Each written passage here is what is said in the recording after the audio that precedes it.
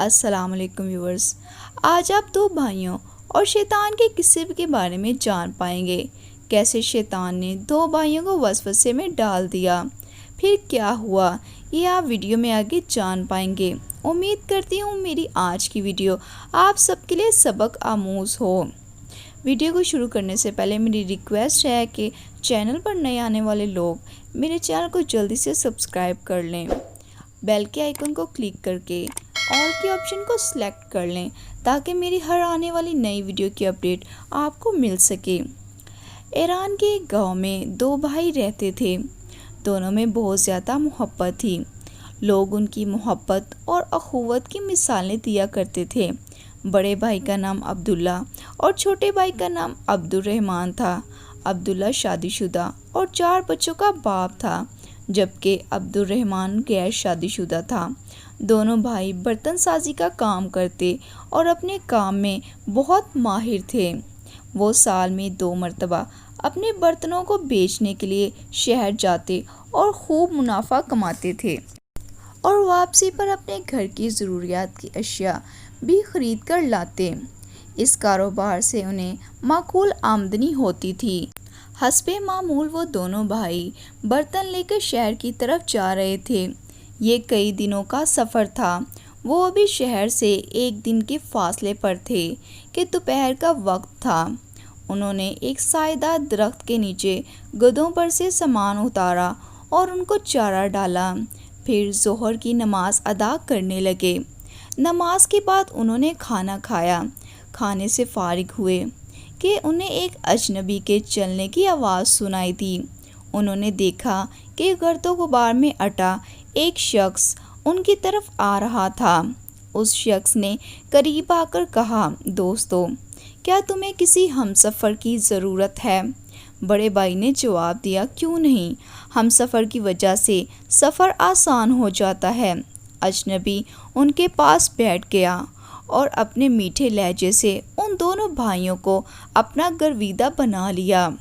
کچھ دیر آرام کے بعد سفر دوبارہ شروع ہو گیا۔ دوران سفر اجنبی نے بڑے بھائی کو اکیلے پا کر اس کا حال احوال دریافت کیا اور باتوں باتوں میں پوچھا کہ سامان بیچنے کے بعد کیا تم دونوں بھائی منافع برابر تقسیم کرتے ہو؟ جواب میں بڑے بھائی نے کہا، ہاں، ہم ایسا ہی کرتے ہیں۔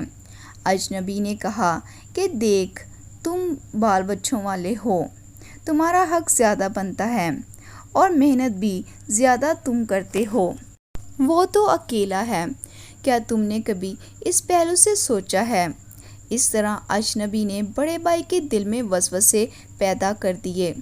اس نے دل میں عہد کر لیا کہ اس دفعہ وہ زیادہ حصہ لے گا۔ اسی طرح موقع پا کر اجنبی نے چھوٹے بھائی سے پوچھا کہ کیا تم دونوں بھائی منافع ادا کرتے ہو؟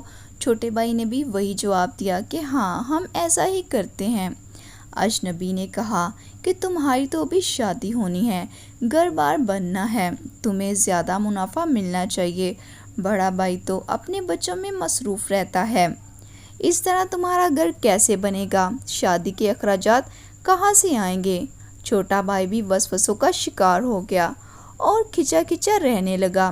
اجنبی سائے کی طرح ان کے ساتھ رہتا، کبھی چھوٹے بھائی کے کان بھرتا تو کبھی بڑے بھائی کے۔ شہر پہنچنے کے بعد مال اچھے داموں فروخت ہو گیا۔ ضروری خریداری کرنے کے بعد دونوں بھائی جامع مسجد میں جمعہ کی نماز پڑھنے گئے۔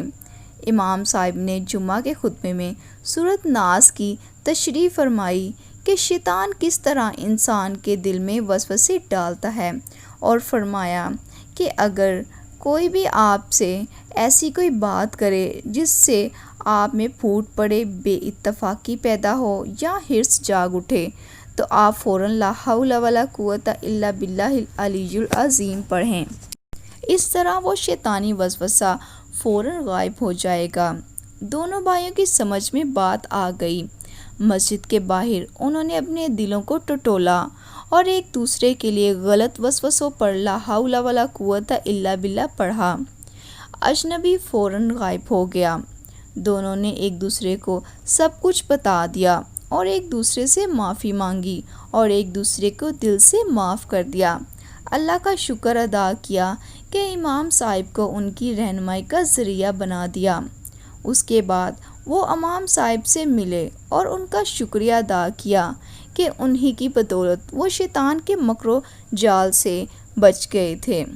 اگر وہ دونوں بھائی شیطان کے وسوسے میں آ کر ایک دوسرے سے الجھتے اور لڑتے تو بھائیوں کا اتفاق بھی جاتا رہتا اور وہ ایک دوسرے سے نفرت کرتے اور اسی طرح کاروبار پر بھی اثر پڑتا اور ان دونوں بھائیوں کی خوشحالی اور سکون جاتا رہتا۔ شیطان بہت چالاک ہے، وہ ہماری کمزوریوں کو پکڑ کر ان پر وار کرتا ہے۔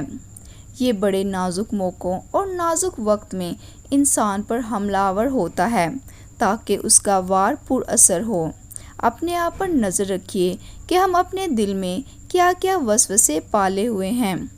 کسی بھی بات کو کرنے سے پہلے غور کیجیے کہ وہ بات درست ہے یا شیطان کا وسوسہ۔ اللہ پاک سے ہر معاملہ میں رجوع کیجیے اور اسی سے مدد طلب کیجیے۔ اللہ کی ذات پاک بہتر رہنمائی کرنے والی ہے۔ اللہ پاک ہم سب کو شیطان مردود سے اپنی پناہ میں رکھے اور ہم سب کے لیے آسانیاں پیدا فرمائے، آمین۔ ویڈیو آپ کو اچھی لگی اور اس ویڈیو سے اگر آپ کو کچھ نہ کچھ سبق حاصل ہوا تو کامنٹ باکس میں ضرور بتائیے گا۔ ویڈیو کو لائک کر دیجیے گا اور میرے چینل کو سبسکرائب کر دیجیے گا۔ Thanks for watching. اللہ حافظ۔